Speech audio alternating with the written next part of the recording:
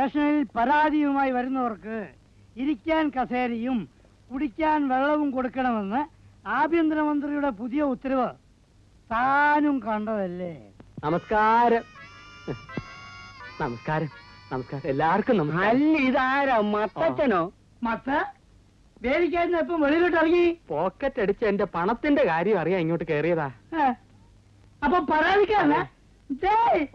കസേര ചേരും കൂടെ എടുക്കാം. അയ്യോ വേണ്ട, അങ്ങത്തമാരിക്കുമ്പോ ഞാൻ എങ്ങനെ നിക്കാനാ?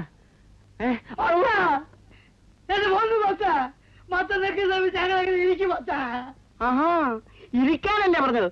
എടോ, സ്റ്റേഷനിൽ പരാതിയുമായി വരുന്നവർക്ക് ഇരിക്കാൻ ദാഹജലവും കുടിക്കാൻ ദാഹജലവും ഇരിക്കാൻ കസേരയും കൊടുക്കണമെന്നാണ് പുതിയ ഉത്തരവ്. വെള്ളമെടുക്കാൻ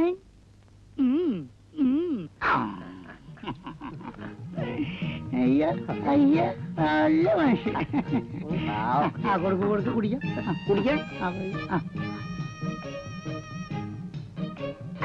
ഒരു ഗ്ലാസും കൂടി വെള്ളം എടുക്കേ. അയ്യോ വേണ്ടായിരുന്നു, ദാഹമില്ല.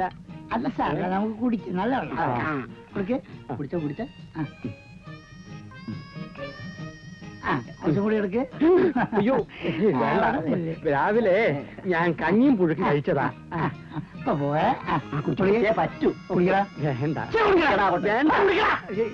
ആകാം. കുടിക്കടാ.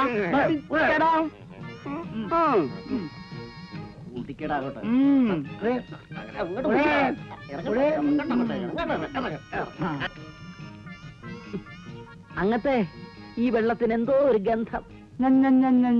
എടോ, അത് ഈ കുടത്തിന്റെ കുഴപ്പമാ. ഇതേ ആ ലോക്കപ്പ് മുറിയിലെ കൊടവ. വെള്ളം കൊടുക്കാനുള്ള ഉത്തരവേ വന്നിട്ടുള്ളൂ. കുടം സാങ്ഷൻ ആയില്ല.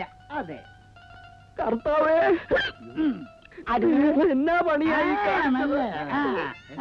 ഇവിടെ ഛർദ്ദിക്കുന്നത്.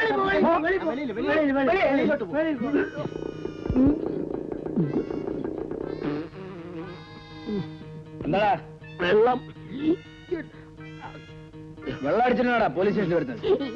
അയ്യോ സാറേ, വെള്ളം അടിച്ചതല്ല, വെള്ളം കുടിപ്പിച്ചതാ. ഇയാൾ ഇവിടുത്തെ സ്ഥിരം പരാതിക്കാരനാ. ഇപ്പൊ ഒരു പരാതി വന്നിട്ട് അങ്ങോട്ട് പോവായിരുന്നു. എന്റെ തുണി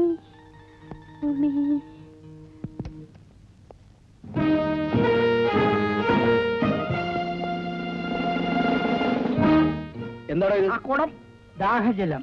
എടുത്ത് മാറ്റണോ? എടുത്ത് മാറ്റണോ? ആ മേനോന്റെ ഫാക്ടറിയിൽ വീണ്ടും സമരം. എപ്പോഴും നിങ്ങൾ 4 പേരുടെ ഡ്യൂട്ടിയിൽ ഉണ്ടാവണം. അവിടെ സ്ഥിരമായിട്ട് ഒരു പോലീസ് സ്റ്റേഷൻ സ്ഥാപിക്കുന്നതാണ് നല്ലത്. നമ്മൾ വേണ്ടത്ര സംരക്ഷണം കൊടുക്കുന്നില്ലെന്നാണ് അയാളുടെ പരാതി. നമ്മൾ ആരും ഇടപെടേണ്ട സർ. അവിടുത്തെ തൊഴിലാളികൾ തന്നെ അയാളെ കൈകാര്യം ചെയ്തോളൂ. നമുക്ക് പോകാതിരിക്കാൻ പറ്റില്ലല്ലോ. ഏതായാലും നിങ്ങൾ 4 പേര് സ്ഥിരമായി അവിടെ ഉണ്ടാവണം.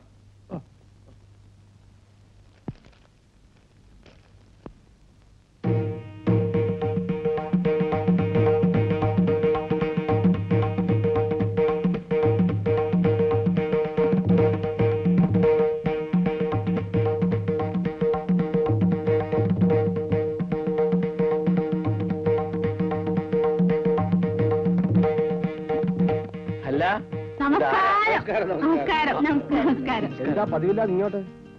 അപ്പോ ആളുകൾ പറയുന്നത് ശരിയാ. എന്താ തുറന്നു പറ. അല്ല, ഖാദർ ഇവിടെ കൂടെ തന്നെയാണോ താമസം? ഇത് നമ്മുടെ വീട് തന്നെയല്ലേ? അപ്പോ നിനക്ക് 1, 2, 3 ഭർത്താക്കന്മാർ.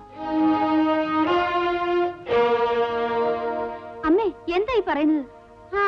പാഞ്ചാലിക്ക് 5 ഭർത്താക്കന്മാരായിരുന്നല്ലോ. ഇവരുടെ വർത്തമാനം കേൾക്കാൻ നല്ല രസമുണ്ട്. ശരിയാ, പൊതുവെ ഒരു രസമുണ്ട്. എന്താ പറഞ്ഞേ? ഒന്ന് മിണ്ടായിരിക്കാവോ? നാരദൻ നൈഷ്ഠിക ബ്രഹ്മചാരിയാണ്. എത്ര ഇഷ്ടക്കാരായിരുന്നാലും ഇമ്മാതിരി കാര്യം വരുമ്പോ തമ്മിൽ തെറ്റും. ഇവരെന്ത് വൃത്തിയുടായി പറയുന്നത്?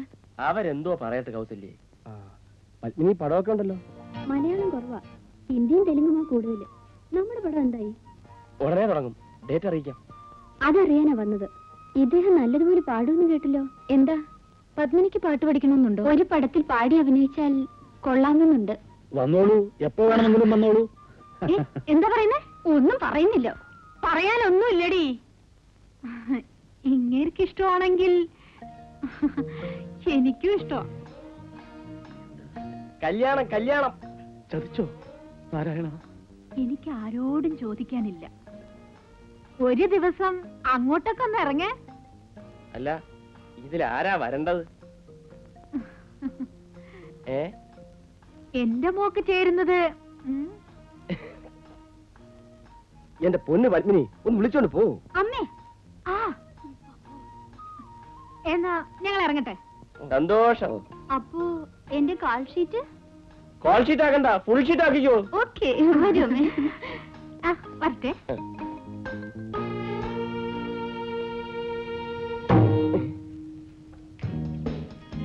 ஏசி எல்லாம் ஆஃப் பண்ணு. என்ன வீடெல்லாம் பத்திரம், ஜாக்கிரதை.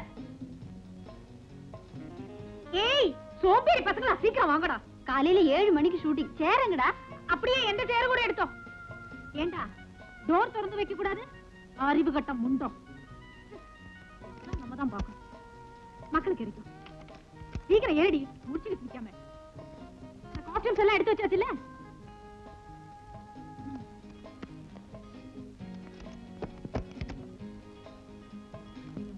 ஏண்டா உனக்கு முன்னாடி உட்கார கூடாது? காஸ்டியூம் இருக்கு, பாப்பா பக்கத்துல உட்காரணும். சீக்கிரம் வா. பாப்பா பாப்பா எல்லாம் நம்மளே பார்க்க வேண்டியதா இருக்கு. சீக்கிரம் வா. டேய், டோர் மெதுவா சாத்துடா.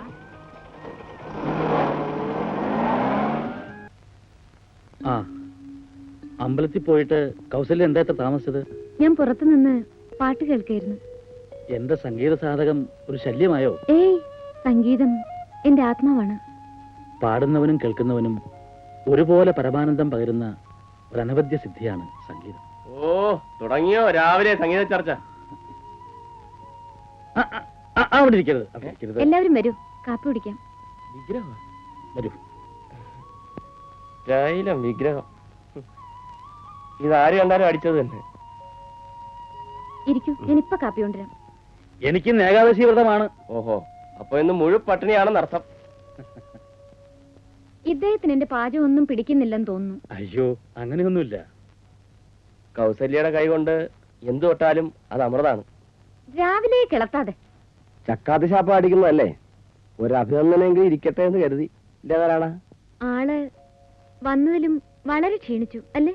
വല്ല ഇറച്ചിയ മീനൊക്കെ തട്ടണാശാനെ. ഞാൻ പാലും പഴങ്ങളും മാത്രമേ കഴിക്കാറുള്ളൂ.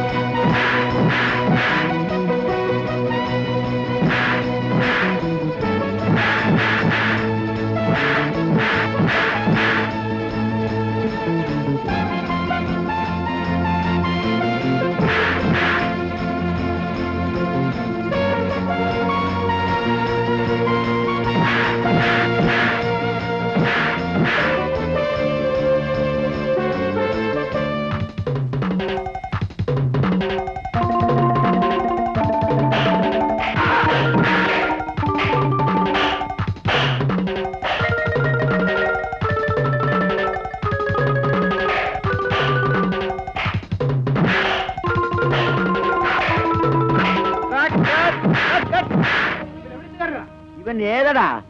ഒരു പാവം പെൺകുട്ടിയെ ആക്രമിക്കുന്നത് കണ്ടിട്ട് മിണ്ടാതെ നോക്കി നിൽക്കുന്നു. നിങ്ങൾ മനുഷ്യരാണോ? എടോ, ഇത് സിനിമ ഷൂട്ടിങ്ങാ. ഷൂട്ടിങ്? എക്സ്ക്യൂസ് മീ സർ, ഇദ്ദേഹം ഈ നാട്ടുകാരനല്ല, അറിയാതെ വന്നതാ. കാറിൽ പോയിരിക്കണം. അവിടെ